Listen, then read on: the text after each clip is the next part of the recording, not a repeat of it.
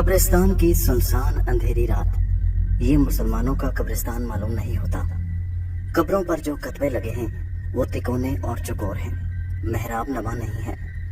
किसी कतबे पर रसूलुल्लाह सल्लल्लाहु अलैहि वसल्लम पाक का मुबारक नाम नहीं लिखा, बल्कि हर कतबे पर इंसानी खोपड़ी का निशान बना है। इस निशान के नीचे मरने वाले का नाम और तारीख वफात लिखी है। ये किसी और ही कौम, किसी और ही फिरके के लोगों का कब्रिस्तान लगता है। ये बड़ा पुराना कब्रिस्तान है। कब्रों की हालत बेहद शिकस्ता हो रही है। कई कब्रों के कतबे गिरे हुए हैं, जो गिरने से बच गए हैं वो टेढ़े होकर एक तरफ को झुक गए हैं। कब्रिस्तान एक चार दीवारी में घिरा हुआ है। ये चार दीवारी खस्तगी का शिकार है और जगह जगह से टूट फूट गई है। कब्रों को जाने वाला रास्ता एक ड्योढ़ी में से होकर गुजरता है, जिसमें दिन के वक्त भी अंधेरा छाया रहता है।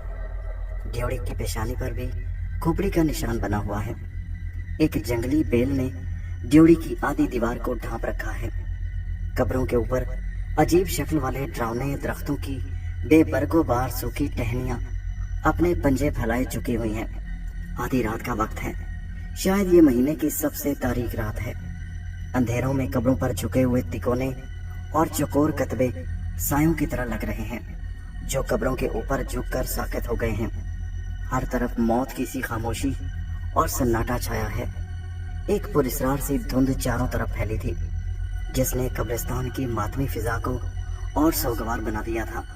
इस खामोशी और सन्नाटे में थोड़ी थोड़ी देर बाद दबी दबी घुटी घुटी एक इंसानी आवाज सुनाई दे जाती थी। कभी ये आवाज एक लंबी कराह में तब्दील हो जाती। एक लम्हे के लिए आवाज खामोश हो जाती, उसके बाद ठक ठक की आवाजें आने लगती, जैसे कोई लकड़ी के किसी तख्ते को उखाड़ने की कोशिश कर रहा हो। कब्रिस्तान की पुरस्रार खामोशी में ये रोंगटे खड़े कर देने वाली आवाज एक कब्र के अंदर से आ रही थी। ये ताज़ा बनी हुई कब्र थी। लगता था किसी मैयत को वहां दफन किए 6-7 घंटे ही गुजरे हैं। छिड़काव की वजह से कब्र की मिट्टी अभी तक गीली थी और उस पर चंद ताज़ा फूलों के हार पड़े हुए थे। आवाज उसी कब्र के अंदर से आ रही थी। क्या इस कब्र में किसी को जिंदा दफन कर दिया गया था, या मरने के बाद मुर्दा कब्र में जिंदा हो गया था? इस सवाल के जवाब के लिए हम आपको थोड़ा पीछे लिए चलते हैं। ये कब्र एक ऐसे इंसान की थी जिसका नाम जमशेद था और जिसका ताल्लुक आतिश परस्तों के एक कदीम फिरके से था। इस फिरके के लोग मरने वालों को आतिश परस्तों के आम रिवाज के बरखिलाफ जमीन में दफन करते थे। आतिश परस्तों के इस फिरके के सिर्फ चंद एक लोग ही बाकी रह गए थे। इन आतिश परस्तों में काले जादू टोने का आम रिवाज था। ये लोग सैकड़ों बरस पहले वस्ती एशिया के एक मुल्क से नकले मकानी करके भारत में आकर आबाद हो गए थे। इनमें से चंद एक खानदान पाकिस्तान बनने से पहले पंजाब और सिंध में आकर आबाद हो गए थे। ये बड़े मेहनती, दयानतदार और कारोबारी लोग थे, मगर इनमें से कुछ घराने ऐसे थे जिन्होंने जादू टोने और बदरूहों को हाजिर करने और उनसे सफली काम लेने का धंधा शुरू कर दिया था। जमशेद का ताल्लुक ऐसे ही आतिश परस्तों के मुनहरिफ कबीले के खानदान से था, जो पाकिस्तान के एक दूर दराज गांव में आबाद थे। जमशेद खानदान के दूसरे लोग छोटा मोटा कारोबार करते, मगर जमशेद ने रातों रात अमीर बनने और बगैर हाथ पांव हिलाए दुनिया भर की दौलत जमा करने के लिए सफली और काले जादू की किताबों को पढ़ना शुरू कर दिया। उनके घरों में काले जादू की एक पुरानी किताब थी। जमशेद ने इस किताब को कई बार पढ़ा और उसे लेकर दूर दराज गांव से लाहौर शहर में आ गया। ये सन 1965 के बाद का वाकया है। लाहौर में आकर जमशेद ने शहर की एक कॉलोनी में मकान किराए पर ले लिया और मकान के बाहर जमशेद आमिल का छोटा सा बोर्ड लगाकर जादू टोने का धंधा शुरू कर दिया। ज़ईफुल एतकाद लोग तो दुनिया के हर माशरे में पाए जाते हैं, चुनाचे ऐसे लोग जमशेद के पास भी अपने अपने मसले मसाइल लेकर आने लगे। उनमें ज़ईफुल एतकाद औरतें ज्यादा होती थी। जमशेद उन्हें जादू टोना बताता, तावीज लिख कर देता और उनसे भारी फीस वसूल करता। जिसका काम इत्तफाक से हो जाता वो जमशेद का और ज्यादा अकीदतमंद बन जाता, और जिसका काम ना होता वो यही समझता कि उससे कोई गलती हो गई है, उसमें आमिल का कोई कसूर नहीं है। कुछ ही अरसे बाद जमशेद काफी खुशहाल हो गया। वो 30-35 साल का भरपूर सेहतमंद नौजवान था। शादी उसने नहीं की थी। वो दुनिया का दौलतमंद तरीन आदमी बनकर किसी अमीर तरीन घराने में शादी करना चाहता था। यह जमशेद का एक देरीना ख्वाब था जो अभी तक पूरा नहीं हुआ था। वो अच्छी तरह से जानता था कि ख्वाब सिर्फ काले जादू के किसी कारगर टूने टोटके से ही पूरा हो सकता है। اس کے لیے ضروری ہے کہ کسی نہ کسی بدرو یا بھوت کو قابو کر کے اس کے ذریعے بینکوں اور بینک کے لاکروں اور دولت مند لوگوں کی تجوریوں میں رکھی ہوئی دولت حاصل کرے۔ جمشید ایسے ہی کسی جن یا بدرو کی تلاش میں لگ گیا۔ اس نے کالے جادو کی ایک کتاب میں افریتی نام کے ایک بدرو کے بارے میں پڑھا کہ یہ بدرو اتنی طاقتور ہے کہ اسے دنیا کے سارے دفن شدہ خزانوں کا علم ہے۔ اگر یہ قابو میں آ جائے تو آدمی ساری دنیا کی دولت حاصل کر سکتا ہے۔ کتاب میں لکھا تھا کہ افریتی بدرو کو قابو کرنے کے واسطے کالے جادو کا ایک چلہ کرنا پڑتا ہے، لیکن اس میں ایک بہت بڑا خطرہ بھی ہے۔ اگر اس چلے میں ذرا سی بھی کمی رہ جائے اور کالے جادو کا عمل الٹا پڑ جائے تو چلہ کرنے والا ایک ایسی اذیتناک مصیبت میں پھنس جائے گا کہ جس سے اسے قیامت تک چھٹکارا نہیں ملے گا۔ اس کتاب میں کالے جادو کے چلے کے وہ منتر بھی درج تھے اور یہ بھی لکھا ہوا تھا کہ چلہ آتش پرستوں کے منحرف فرقے کے مردہ عورت یا مرد کی قبر میں بیٹھ کر اس کی کھوپڑی پر موم بتی جلا کر کیا جائے گا۔ عامل جمشید نے اسی وقت افریتی بدرو کو قابو کرنے کے لیے چلہ کرنے کا فیصلہ کر لیا۔ وہ یہ بھول گیا کہ اگر چلے اور کالے جادو کا عمل الٹا پڑ گیا تو وہ کسی اذیتناک عذاب میں گرفتار ہو سکتا ہے۔ اس کو صرف اتنا یاد تھا کہ کالے جادو کے اس عمل کا چلہ کاٹنے کے بعد ایک ایسی بدرو اس کے قبضے میں آ جائے گی جو اس کے حکم کی غلام ہوگی اور اس کے ایک اشارے پر شہر کے تمام بینکوں اور زمین کے نیچے دفن شدہ خزانوں کی ساری دولت اس کے قدموں میں لا کر ڈھیر کر دے گی۔ پھر وہ شہر کے مضافات میں اپنا ایک عالی شان بنگلہ بنوا کر اس میں عیش کی زندگی بسر کرے گا۔ اس کے پاس نئے ماڈل کی کاریں ہوں گی۔ وہ یورپ اور امریکہ کی سب سے حسین ترین ماڈل گرل سے شادی کرے گا۔ دنیا کے ہر شہر میں اس کے عالی شان بنگلے ہوں گے۔ یورپ کے اخباروں اور رسالوں میں حسین ترین ایکٹرسوں اور ماڈل گرلز کے ساتھ اس کی تصویریں چھپیں گی، اور وہ کوئی تعجب نہیں کہ دنیا کے امیر ترین انسانوں کی حیثیت سے اس کا نام Guinness book of world record میں بھی آ جائے گا۔ یہ عامل جمشید کا خواب تھا جسے وہ ہر حالت میں پورا کرنے کا ارادہ کر چکا تھا اور اپنے انجام سے بے خبر تھا۔ جس فرقے سے جمشید کا تعلق تھا، آتش پرستوں کے اس منحرف فرقے کا یہ عقیدہ تھا کہ جو کچھ ہے اسی دنیا میں ہے، آگے کچھ نہیں۔ جتنی خوشیاں اور غم ہیں صرف اسی فانی دنیا تک محدود ہیں۔ مرنے کے بعد ایک پردہ گر جاتا ہے اور آگے اندھیرا ہی اندھیرا ہے۔ اگرچہ یہ حقیقی آتش پرست فرقے کے عقیدے کے خلاف تھا، کیونکہ حقیقی آتش پرست دوزخ اور جہنم کو مانتے تھے اور ان کا عقیدہ تھا کہ مرنے کے بعد آدمی کے اعمال کا حساب کتاب ہوتا ہے اور اس کی روح کو اس کے اعمال کے مطابق بہشت یا دوزخ میں جگہ ملتی ہے۔ لیکن کالے جادو کے عامل جمشید کے فرقے کے لوگ حقیقی فرقے سے الگ ہو گئے تھے اور ان کے عقائد کو نہیں مانتے تھے۔ حقیقی مرنے والوں کے نزدیک یہ کفر تھا۔ عامل جمشید کفر کی دلدل میں ڈوب چکا تھا اور دولت کی ہوس نے اسے اتنا اندھا کر دیا کہ وہ یہ بھول گیا کہ وہ کفر کے جس راستے پر چل پڑا ہے اس کا انجام عبرت ناک ہلاکت کے سوا اور کچھ نہیں ہوگا۔ جمشید لاہور کی مضافاتی کالونی کے مکان میں اکیلا رہتا تھا۔ اس نے کسی کو اپنا دوست یا ہمراز نہیں بنایا تھا۔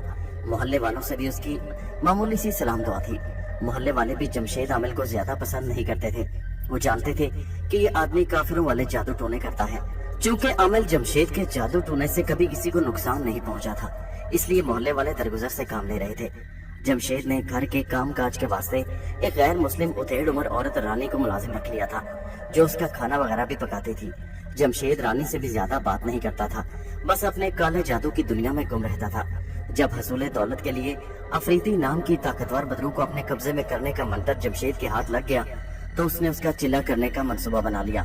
شہر کے باہر اس کے فرقے کے لوگوں کا ایک پرانا قبرستان موجود تھا۔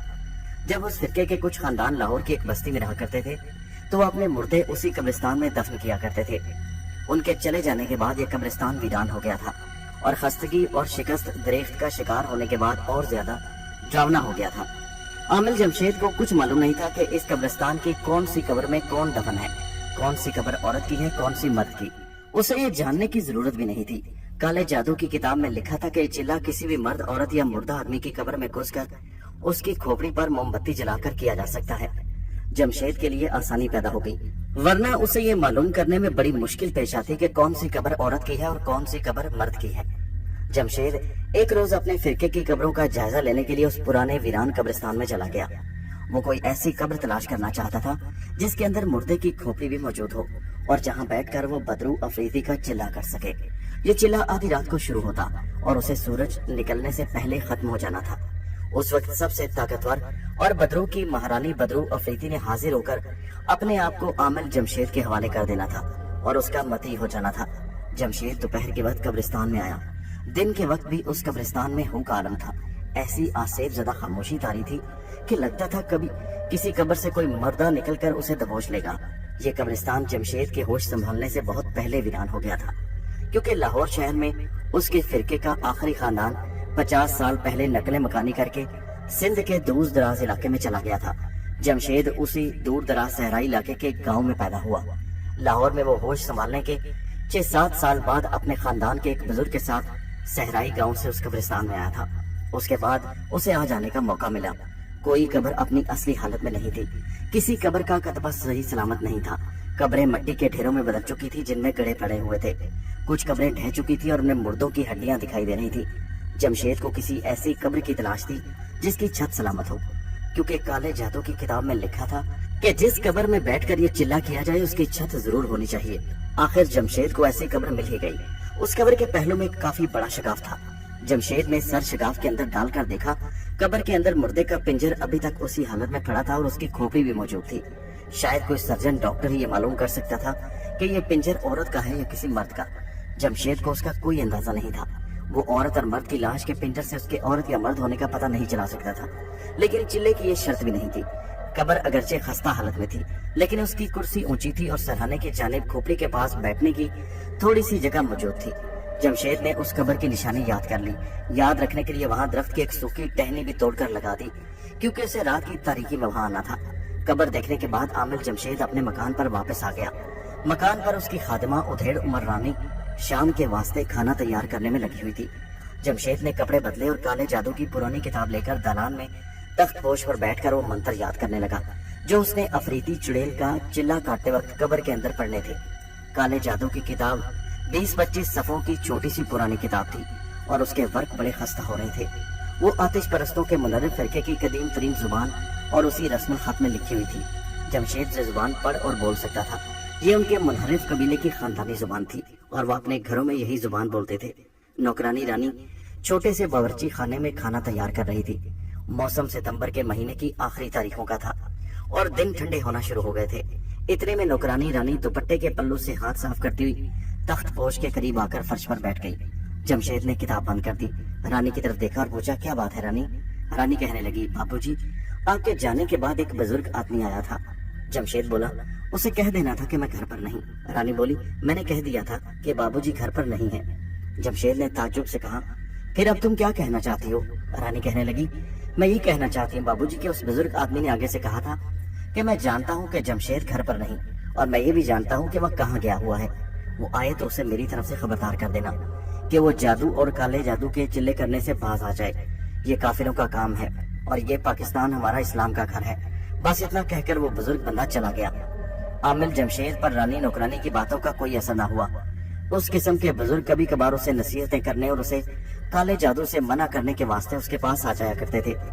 जमशेद ने नौकरानी की बात जुबानी इस बुजुर्ग बंदे की बातें कान से सुनकर दूसरे कान से निकाल दी और रानी से कहा, जाओ अपना काम करो अब। रानी जानती थी कि जमशेद उसकी इज्जत करता है और उसकी बातें सुन लिया करता है। रानी ने हमदर्दाना लहजे में कहा, बेटा तुम ये जादू टोने का काम छोड़ क्यों नहीं देते? जब से उस बुजुर्ग बंदे की बातें सुनी है मेरा दिल लरजने लगा है, डरने लगा है।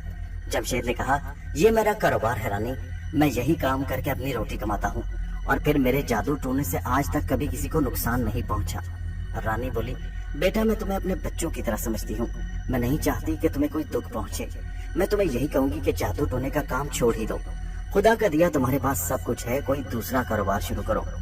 जमशेद को नौकरानी की बातें बुरी लगी, मगर वो उसका अदब करता था। कहने लगा, रानी मैं सिवाय इस काम के कोई दूसरा कारोबार नहीं कर सकता। तुम बेफिक्र रहो, मुझे कुछ नहीं होगा, जाओ। उधेड़ उमर रानी उठकर बावर्ची खाने में चली गई। आमिल जमशेद फिर से काले जादू के मंत्र याद करने में लग गया। ये 3 मंत्र थे जिन्हें याद करना था। उसे बड़ी जल्दी तीनों मंत्र याद हो गए। रानी जमशेद को रात का खाना खिलाने के बाद अपने घर चली गई। जमशेद काले जादू की किताब लेकर बैठ गया। मंत्र अगरचे 3 ही थे, मगर उनकी जुबान मुश्किल और उलझी हुई थी। जमशेद हर मंत्र को बार बार दोहराने लगा। आज रात उसे कब्रिस्तान में चिल्ला करने जाना था। उसके लिए कुछ इतनी तैयारी की जरूरत नहीं थी। उसे सिर्फ अपने साथ एक माचिस, एक मोमबत्ती और थोड़ा सा लोबान ले जाने की जरूरत थी। रात के 10 बजे उसने नहाने के बाद दूसरे कपड़े पहन लिए और टेलीविजन खोलकर बैठ गया। टेलीविजन पर कोई ड्रामा चल रहा था। जमशेद को 2 घंटे गुजारने थे। ड्रामा खत्म हुआ तो दूसरा प्रोग्राम शुरू हुआ। जब कमरे में लगी हुई घड़ी ने रात के ठीक 12 बजाने का ऐलान किया तो जमशेद उठ खड़ा हुआ। मोमबत्ती, माचिस और लोबान का लिफाफा जेब में डाला। कमरे की बत्ती जलती रहने दी। मकान से बाहर निकलकर दरवाजे को ताला लगाया और आधी रात की खामोशी और अंधेरे में कब्रिस्तान की तरफ रवाना हो गया।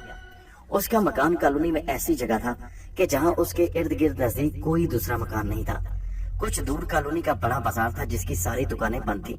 जमशेद कॉलोनी से निकलते ही खेतों में हो गया। वो अपने दिल में काले जादू के तीनों मंत्र बार बार दोहरा रहा था जो अब उसे पूरी तरह से याद हो गए थे। वो आतिश परस्तों के मुनहरफ विक्रके के वीरान कब्रिस्तान के पास पहुंच गया। कब्रिस्तान का शिकस्ता दरवाजा रात के अंधेरे में डूबा हुआ था। कब्रिस्तान की जोड़ी में भी खौफनाक तारीकी छाई हुई थी। वो डेढ़ी में से गुजर गया। अब वो कब्रों के दरमियान चल रहा था। शिकस्ता कब्रें अंधेरे की चादर ओढ़े चुपचाप पड़ी थी। आमिल जमशेद दिन के वक्त कब्र पर दरख्त की टहनी को निशानी के तौर पर लगा गया। वो उस कब्र के पास आकर बैठ गया। उसने मोमबत्ती को जलाकर उसकी रोशनी में चुप कर शिगाफ में से कब्र के अंदर देखा। मुर्दे का पिंजर सही सालिम हालत में इस तरह पड़ा था कि उसकी खोपड़ी भी गर्दन की हड्डी के ऊपर टिकी हुई थी। जमशेद कब्र में दाखिल हो गया। उसने लाश की खोपड़ी को गौर से देखा। ये आम इंसानी खोपड़ियों से जरा बड़ी खोपड़ी थी। जिस शख्स की लाश का ये पिंजर था वो ऊंचे कद काट का आदमी मालूम होता था। जमशेद ने खोपड़ी के ऊपर पिघली हुई मोम के कतरे गिराकर मोमबत्ती लगा दी। खोपड़ी के करीब ही लोबान सुलगा दिया और खोपड़ी की तरफ मुंह करके काले जादू के मंत्र पढ़ने शुरू कर दिए। उसका चिल्ला शुरू हो चुका था। कब्रिस्तान का माहौल हौलनाक सन्नाटे में डूबा हुआ था। आमिर जमशेद भी दिल में काले जादू के मंत्र दोहरा रहा था। उसके होंठ बंद थे। उसने 2000 मर्तबा ये मंत्र पढ़ना था। इस तरह ये चिल्ला रात के आखिरी पहर तक जारी रहना था। उसने अपनी निगाहें मोमबत्ती की लौ पर मरकूज कर रखी थी। मोमबत्ती की लौ बिल्कुल साकित थी। जब वो 100 मर्तबा काले जादू के मंत्र दोहरा चुका तो उसे मोमबत्ती की लौ में अजीबो गरीब शक्लें नजर आने लगी। कभी किसी औरत का चेहरा सामने आ जाता, कभी एक शेर एक तरफ से दौड़ता हुआ आता और उस दूसरी तरफ निकल जाता, कभी एक डरावना इंसान नुमा चेहरा नमूदार होकर जमशेद को डराने की कोशिश करता। मगर जमशेद एक तजुर्बाकार आमिल था। वो बिल्कुल न डरा और अपनी जगह पर जमकर बैठा रहा और काले जादू के मंत्र पढ़ता रहा। फिर ऐसा हुआ कि मोमबत्ती के शोले में नजर आने वाली सारी शक्लें गायब हो गईं और खोपड़ी ने थोड़ी सी हरकत की। जमशेद मंत्रों का जाप करते हुए खोपड़ी को देख रहा था। खोपड़ी पर एक थरथराहट सी तारी हो गई। खोपड़ी पर जमी हुई मोमबत्ती की लौ भी थिरथिराने लगी। उसे सरगोशियों की आवाजें सुनाई देने लगी। कुछ पता नहीं चल रहा था कि ये सरगोशियां इंसानों की हैं या काले जादू की बदरूहों की हैं। जमशेद पूरी तवज्जो से मंत्र पढ़ता रहा। अचानक एक हल्के से धमाके के साथ खोपड़ी उछलकर नीचे जा गिरी। फिर एक कर्बनाक चीख की आवाज बुलंद हुई। जमशेद जैसा आमिल भी डर कर पीछे हट गया। खोपड़ी के उछलने से मोमबत्ती नीचे गिरकर बुझ गई थी। जमशेद यही समझा कि जिस बदरू अफरीती का चिल्ला वो कर रहा है वो मंत्र पूरा होने से पहले हाजिर हो गई। उसने जेब से माचिस निकालकर जलाई और नीचे गिरी हुई मोमबत्ती को फिर से रोशन किया और देखा कि खोपड़ी अपनी जगह पर ही थी, मगर उसका माथे से ऊपर का हिस्सा टूटकर अलग हो चुका था और खोपड़ी की एक आंख में से स्याह धुएं की एक पतली लहर सांप की तरह बल खाती बाहर निकल रही थी। उसके देखते ही देखते खोपड़ी की आंख के सुराख में से धुआं निकलना बंद हो गया और सुराख में से एक काला बिच्छू निकलकर आंख के सुराख से चिमटकर साकित हो गया। आमिल जमशेद ये सब कुछ बड़े गौर से देख रहा था। वो खौफजदा नहीं था, मगर हैरान जरूर था कि ये सब कुछ उसके चिल्ला पूरा करने से पहले कैसे वकूफ पजीर हो गया। वो यही समझ रहा था कि बदरूहों की महारानी बदरू अफरीदी उस टूटी हुई खोपड़ी में से नमदार होगी। उसने दोबारा मंत्रों का जाप शुरू कर दिया। अभी उसने दोबारा मंत्र पढ़ने शुरू ही किए थे कि अचानक वही डरावनी चीख कर फिर बुलंद हुई और टूटी खोपड़ी उछलकर इतनी जोर से जमशेद के माथे से टकराई कि वो पीछे को गिर पड़ा। मोमबत्ती बुझ गई। जमशेद पर खौफतारी हो गया। वो घबरा कर उठा और कब्र से निकलकर कब्रिस्तान की ड्योढ़ी की जानिब दौड़ने लगा। ड्योढ़ी से निकलकर वो भागता हुआ अंधेरे में उजाड़ मैदान की सूखी झाड़ियों में उलझता एक खेत में आकर बैठ गया। उसका सांस फूल गया था, माथे पर पसीना आ गया था, जिस्म गर्म हो रहा था, उसका सांस तेज तेज चल रहा था। उसे कुछ मालूम नहीं था कि ये सब कुछ क्या और कैसे हो गया। वो गिरता पड़ता अपने मकान पर आ गया। दरवाजा खोलकर ऊपर कमरे में जाकर बिस्तर पर गिर पड़ा और गिरते ही उस पर बेहोशी तारी हो गई। उसे होश उस वक्त आया जब उसके कान में मुलाजिमा रानी की आवाज आई। ये आवाज उसे दूर से आती महसूस हो रही थी। नौकरानी रानी कह रही थी, बाबू बेटा ये दवाई पी लो। जमशेद ने आंखें खोल दी। उसकी आंखों में से सेंक निकल रहा था। उसने उठकर बैठना चाहा मगर वो अपने जिस्म को हरकत न दे सका। उसने देखा कि वो अपने बिस्तर पर उसी हालत में पड़ा है। रोशनदान में से दिन की रोशनी आ रही है। रानी उसके पास बैठी है और उसके हाथ में शीशे का गिलास है जिसमें किसी दवाई का नस्वारी रंग का मिक्सचर है। जमशेद ने बोलकर कुछ पूछना चाहा, लेकिन ये देखकर उसकी जिस्म में खौफ की लहर दौड़ गई कि उसकी जुबान बंद हो गई थी। वो बोल नहीं सकता था। उसने मुंह खोलकर कुछ कहना चाहा मगर उसका मुंह भी न खुल सका। उसकी सिर्फ आंखें हरकत कर रही थी। बाकी सारा जिस्म जैसे पत्थर की तरह साकित हो गया था। उसके साथ ही क्या हो गया था ये सोचकर आमिल जमशेद का दिल डूबने लगा। वो सब कुछ सुन रहा था। उसे नौकरानी रानी की आवाज साफ सुनाई दे रही थी मगर वो बोल नहीं सकता था। हाथ उठाकर दवाई का ग्लास भी नहीं पकड़ सकता था। रानी बेचारी सख्त घबराई। उसने जमशेद का मुंह खोलकर चम्मच से दवाई डालने की कोशिश की, मगर जमशेद के बंद होंठ अपनी जगह पर जमकर सख्त हो गए। रानी रोने लगी। उसने दवाई का ग्लास एक तरफ रखा और जल्दी से कमरे में निकल गई। थोड़ी देर बाद वो मोहल्ले के एक डॉक्टर को ले आ गई। जमशेद उस डॉक्टर को जानता था। उसका क्लिनिक कॉलोनी के बाजार में था। डॉक्टर ने स्टेथोस्कोप निकालकर जमशेद के दिल की धड़कन चेक की, फिर उसका ब्लड प्रेशर भी लिया। जमशेद आंखें खोले डॉक्टर को देख रहा था। डॉक्टर ने हल्की सी तसल्ली अमेज मुस्कुराहट के साथ कहा, जमशेद साहब घबराने की कोई बात नहीं, आप जल्द ठीक हो जाएंगे। डॉक्टर ने अपने बैग में से डिस्पोजेबल सिरिंज निकालकर उसमें से एक छोटी सी शीशी का ऊपर का हिस्सा काट कर सिरिंज में टीके की दवाई भरी और जमशेद के बिल्कुल सीधे पड़े बाजू पर उसे आस्तीन ऊंची की और बाजू में इंजेक्शन लगाने के लिए झुका। जैसे ही उसने जमशेद के बाजू में सिरिंज की सुई चुभोने की कोशिश की, सुई टूट गई। उसे ऐसे लगा जैसे उसने पत्थर में सुई चुभोई हो। डॉक्टर ने जल्दी से जमशेद के बाजू को टटोला। जमशेद का बाजू पत्थर की तरह सख्त हो गया था। डॉक्टर ने उसके सारे जिस्म को टटोल कर देखा। उसका सारा जिस्म पत्थर बन चुका था। डॉक्टर हैरान रह गया। जमशेद की आंखें खुली थी। डॉक्टर ने जमशेद से कहा, ये सब कैसे हो गया? जमशेद ने कोई जवाब न दिया। टिकटिकी बांधे डॉक्टर को रहम तलब नजरों से देखता रहा। डॉक्टर ने जमशेद के होठों पर उंगली रखकर दबाया, मगर होंठ भी पत्थर की तरह सख्त थे। डॉक्टर ने जल्दी से स्टेथोस्कोप बैग में रखी और रानी से कहा, इन्हें फौरन अस्पताल ले जाओ। रानी के हाथ पांव फूल गए थे। उसने जल्दी से मोहल्ले के 2-3 आदमियों को बुलाया और जमशेद को टैक्सी में डालकर अस्पताल में पहुंचा दिया। उस वक्त दिन के 11 बजे थे।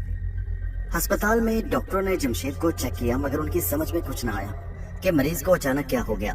सबसे ज्यादा डॉक्टरों को हैरानी इस बात की थी कि मरीज का जिस्म पत्थर क्यों हो गया। न उसे इंजेक्शन लग सकता था, न उसे खुराक दी जा सकती थी। सिर्फ मरीज यानी जमशेद का दिल बदस्तूर धड़क रहा था।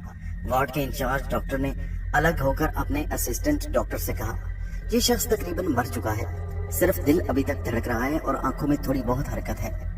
थोड़ी देर में ये भी खत्म हो जाएगी। रानी बेचारी जमशेद के बिस्तर के करीब बेंच पर सौगवार बैठी थी। जमशेद अस्पताल के बेड पर साकित पड़ा वार्ड में लोगों के चलने फिरने और डॉक्टरों और नर्सों के आपस में बातें करने की आवाजें सुन रहा था। काले जादू के आमिल की हैसियत से वही यही समझ रहा था कि चिल्ला उल्टा पड़ गया और कुछ देर बाद उसका असर खत्म हो जाएगा और बिल्कुल ठीक हो जाएगा। लेकिन जैसे जैसे वक्त गुजर रहा था, उसे महसूस हो रहा था कि उसके दिल की धड़कन मध्यम पड़ती जा रही है और उसे अपनी आंखों को हरकत देने में दिक्कत पेश आ रही है। दिन के 1 बजे के करीब जमशेद के दिल की धड़कन बंद हो गई और उसके फौरन बाद उसकी आंखें भी पथरा गई। वार्ड की नर्स राउंड लगाते जमशेद के पास आई। उसने जमशेद की पथराई हुई आंखें देखी तो जल्दी से डॉक्टर को बुला लिया। डॉक्टर ने आकर चेक किया। रानी जो परेशान सूरत लिए पास ही खड़ी थी। डॉक्टर ने रानी से कहा, बेबी मरीज का कोई भाई बहन कोई रिश्तेदार नहीं है? रानी ने कहा, जी नहीं। डॉक्टर, जी बाबू अकेला ही रहता है, मैं इसकी पुरानी नौकरानी हूँ। डॉक्टर ने कहा, बेबी मरीज का तो इंतकाल हो चुका है, हमें पुलिस को रिपोर्ट करनी होगी। रानी रोने लगी। जमशेद के दिल की धड़कन बंद हो चुकी थी। उसकी आंखें पथराकर एक जगह रुक गई थी, मगर वो देख सकता था, सुन सकता था। डॉक्टर ने जब रानी से कहा कि मरीज मर चुका है तो उसने चीख कर कहना चाहा कि मैं मरा नहीं, मैं जिंदा हूँ, मगर वो आवाज ना निकाल सका। थोड़ी देर बाद पुलिस का एक सिपाही और एक कांस्टेबल वहां आ गए। वो रानी का बयान कापी पर लिखने लगे। जमशेद ये सब कुछ देख रहा था, सब कुछ सुन रहा था। वो चीख चीख कर कहना चाहता था कि मैं जिंदा हूँ, मैं मरा नहीं, मगर उसकी आवाज उसके हलक से बाहर नहीं निकल रही थी। जब कांस्टेबल ने डॉक्टर से कहा, डॉक्टर साहब पोस्टमार्टम की रिपोर्ट कब तक मिल सकेगी, तो जमशेद पर सख्ता सतारी हो गया। पोस्टमार्टम का मतलब था कि अब उसके जिस्म को चीरा फाड़ा जाएगा। डॉक्टर ने कांस्टेबल से कहा, आपको 1-1.5 घंटे में पोस्टमार्टम रिपोर्ट मिल जाएगी। कांस्टेबल ने रानी से कहा, बेबी इस आदमी का कोई रिश्तेदार हो तो बताओ, हमें लाश का पोस्टमार्टम करना है, हमें ये मालूम करना चाहते हैं कि इसे किसी ने जहर तो नहीं दिया। रानी ने आंसू पूछते हुए कहा, यहाँ इसका कोई रिश्तेदार नहीं। कांस्टेबल बोला, ठीक है बेबी, हमें कानूनी कार्रवाई पूरी करनी होगी। जमशेद की लाश को पोस्टमार्टम वाले कमरे में पहुंचा दिया गया। रानी बाहर जमीन पर बैठ गई। पोस्टमार्टम करने वाला डॉक्टर जब जमशेद की लाश का पोस्टमार्टम करने लगा तो वो ये देखकर हैरान रह गया कि लाश पत्थर की तरह सख्त हो चुकी थी। उसने उसी वक्त वार्ड के इंचार्ज डॉक्टर को इतला कर दी। इंचार्ज डॉक्टर पुलिस कांस्टेबल को साथ लेकर पोस्टमार्टम रूम में आ गया। लाश को एक बार फिर चेक किया गया। लाश इतनी सख्त हो चुकी थी कि पोस्टमार्टम का सवाल ही पैदा नहीं होता था।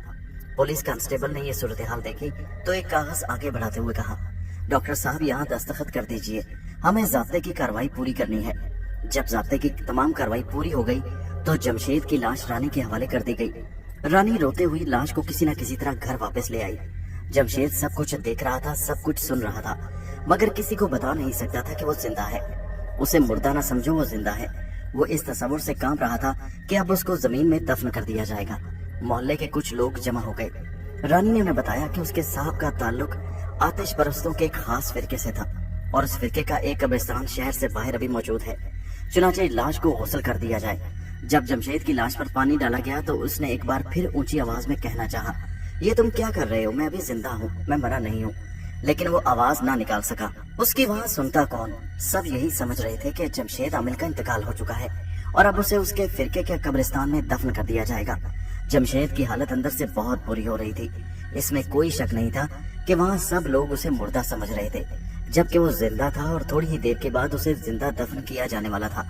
वो उन सब को चीख चीख कर कहना चाहता था कि मुझे कब्र में मत उतारो, मैं जिंदा हूँ, तो मुझे दफन कर दोगे तो फिर मैं जरूर मर जाऊंगा। मगर उसकी आवाज ही बंद थी। उसकी फरियाद सुनता कौन? मोहल्ले के चंद एक खुदा तरस आदमी उसे कफना कर एक चारपाई पर रखकर उसके फिरके के कदीम और वीरान कब्रिस्तान में ले गए। कब्र पहले से खोदी जा चुकी थी, वहाँ कोई गौरकर नहीं था।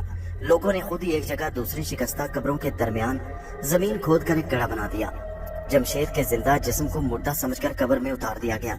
फिर मिट्टी डालकर उसकी एक ढेरी सी बना दी गई और जो चंद लोग जनाजे के साथ आए थे वो वापस चले गए। उधेड़ उम्र नौकरानी रानी बेचारी कब्र पर अकेली रह गई। उसने अपने मजहब के मुताबिक मरने वाले के हक में दुआ मांगी। कब्र पर 2 एक फूल रखे और आंसू पहुंचकर वो भी वापस चली गई। अब ऐसा हुआ कि जैसे ही जमशेद की जिंदा लाश को कब्र में उतारकर मिट्टी को डालकर बंद किया गया तो जमशेद डर के मारे या किसी और खौफ के जेरे असर बेहोश हो गया। उसके सुनने और महसूस करने की जो हिस्स थी वो भी खत्म हो गई। कब्रिस्तान में सूरज ढलने लगा। शाम के साए तेजी से बढ़ने शुरू हो गए। शाम के साए गहरे होकर रात की तारीकी में बदल गए और कब्रिस्तान पर पहले से ज्यादा मौत का सन्नाटा छा गया।